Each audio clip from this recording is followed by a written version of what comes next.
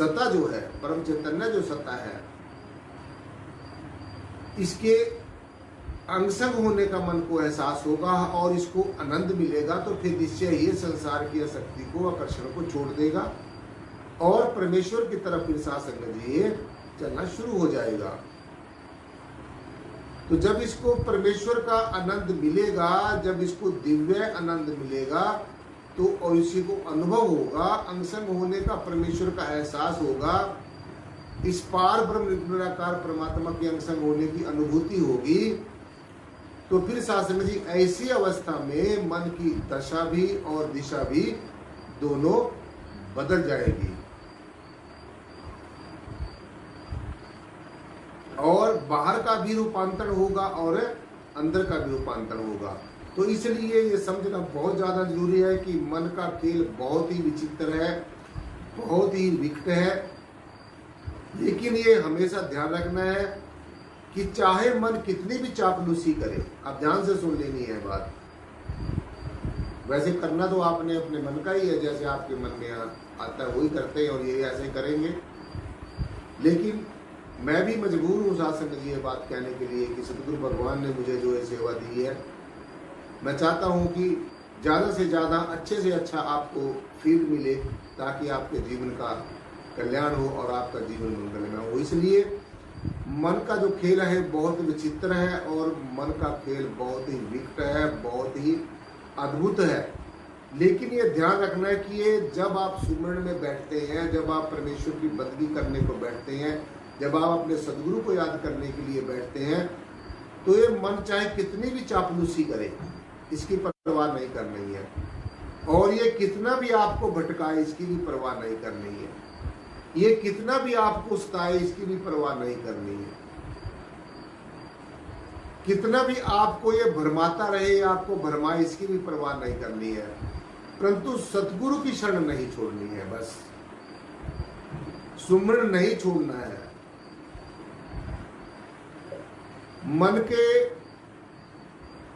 कहे में भुलेखे में नहीं फंसना है, मन की भूल भुलैया में नहीं फंसना है। सासंग जी ये मन छोड़कर ये चाहे आपको कहीं भी चला जाए, लेकिन आपने इसके बहकावे में नहीं आना है, क्योंकि ये सासंग जी मन की आदत है, ये मन का काम है, जीव को भटकाना मन का काम है। तो इसलिए मन मनुष्य को सच बोलने में और झूठ बोलने में भी ये मजबूर करता है। और सासंगत जी जब इसके अंदर नकारात्मक और सकारात्मक जो है विचार आते हैं, ये मन के दो खिलौने हैं। आप ध्यान से सुन लो, जैसे बच्चे को खिलौने दे देते हैं खेलने के लिए, ऐसे ही मन के भी दो खिलौने हैं, एक सच और दूसरा झूठ, एक नकारात्मक दृष्टिकोण और दूसरा सकारात्मक दृष्टिकोण। तो इसलिए ये सकारात्मक दृष्टिकोण, नकारात्मक दृष्टिकोण, जो ये दो दृष्टिकोण है और सच है और झूठ है, ये मन के खिलौने हैं। तो ये मन खिलौने देकर हर समय जीव को सासंग जी उलझा कर रखता है। एक विचार रूपी खिलौना अगर गुम हो गया, अगर मन ने कोई विचार दिया, वो खिलौना आपके पास से गुम हो गया, तो दूसरा खिलौना, ये दूसरे विचार का खिलौना हर समय तैयार रखता है। तो संसार का एक उपद्रव हमेशा कहीं ना कहीं ये रास्ते में खड़ा करके रखता ही है, और कोई ना कोई झमेला ये रास्ते में खड़ा करके रखता ही है। एक खिलौना अगर गुम हो गया तो ये दूसरा खिलौना सासंग जी तैयार रखता है। तो मन का खेल बहुत ही अद्भुत है, बहुत ही विचित्र है, इसलिए हमेशा सचेत रहना होगा। और जो उलूल जुलूल जो विचारों की उधेड़ बुन है, जो उलूल जुलूल विचारों की जो उधेड़ बुन है सासंग जी, जो बाहरी विचारों का जो मकड़ जाल है, जो लौकिक विचारों का मकड़ जाल है, इसमें उलझाकर ये रखता है और जीव के जीवन को ये मन जो है ये विचलित करके रखता है। मन कभी भी पीछे की ओर और कभी आगे की ओर ये चलता रहता है, गतिशील रहता है, भ्रमणशील रहता है, इसमें हलचल होती रहती है। लेकिन इसमें एक बहुत कमी होती है मन में कि ये औरों की तरफ जरूर देखता है, दूसरे के दोषों की तरफ देखता है, ये कभी अपनी तरफ नहीं देखता है। ये भी मन की एक बहुत बड़ी विशेषता है। और मन के द्वारा किए गए जो दोष हैं ये उनका कारण दूसरों को बना लेता है, वो दोष दूसरों के ऊपर थोप देता है,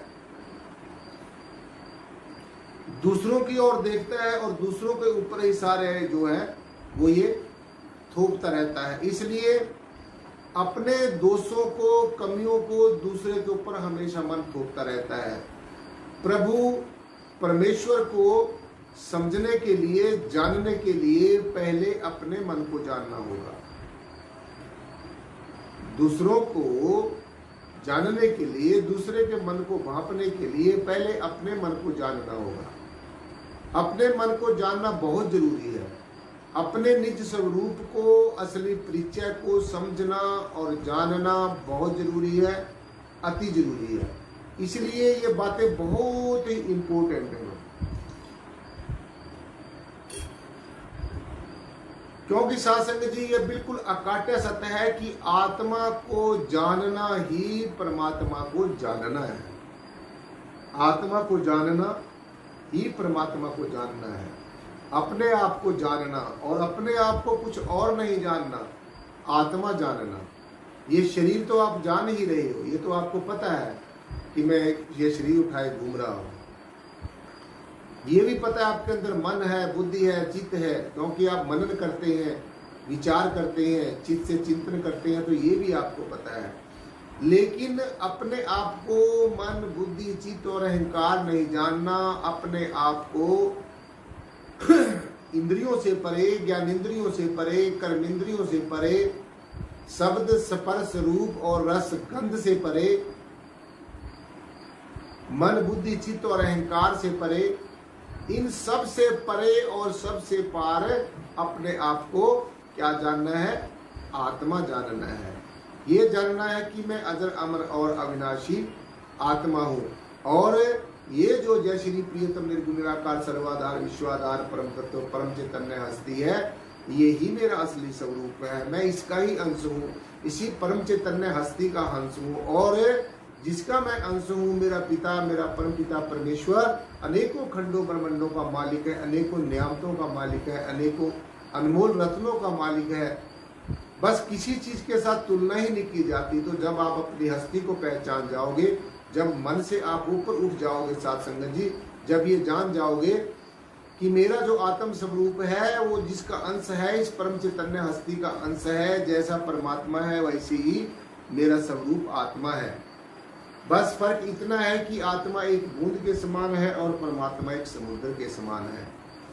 आत्मा एक छोटा सा अंश है और परमेश्वर एक विशाल सागर है। ये उदाहरण के तौर पे हमने इसलिए समझे, इस तरीके से साध संगत समझना है। तो जब अपने निज स्वरूप की पहचान हो जाएगी, क्योंकि अपने निज स्वरूप को पहचानना बहुत ज्यादा जरूरी है। अध्यात्म के अंदर और कुछ दूसरी बात ज्यादा इम्पोर्टेंट नहीं है।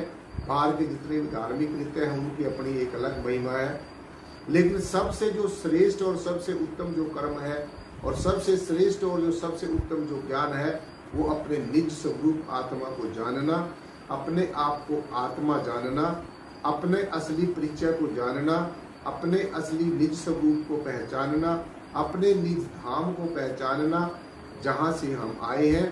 आप इस संसार के रहने वाले नहीं हो, आप परमेश्वर के साम्राज्य से आए और परमेश्वर के साम्राज्य में ही आपने वापिस जाना है। और ये जो सांसों की जो पूंजी है साध संगत जी, ये गिनी चुनी पूंजी है। जब ये पूंजी समाप्त हो जाएगी तो एक श्वास भी ज्यादा नहीं लिया जाएगा। इस नश्वर शरीर को तुरंत एटवंस छोड़ना होगा। तो इसलिए जब तक ये नश्वर शरीर आपके पास है, इसके अंदर जो अविनाशी तत्व है, जो आत्म तत्व है, सदगुरु की कृपा से इस रहस्य को जान लिया जाए और अपने आप में स्थित प्रग हो जाना है, अपने आप में आत्म स्थित होना है। अपने निज स्वरूप को जानकर, अपने निज स्वरूप को पहचान कर, अपने असली परिचय से वाकिफ होकर फिर अपने आप में स्थित प्रज्ञ होना है, अपने आप में ठहरना है, अपने अंदर ही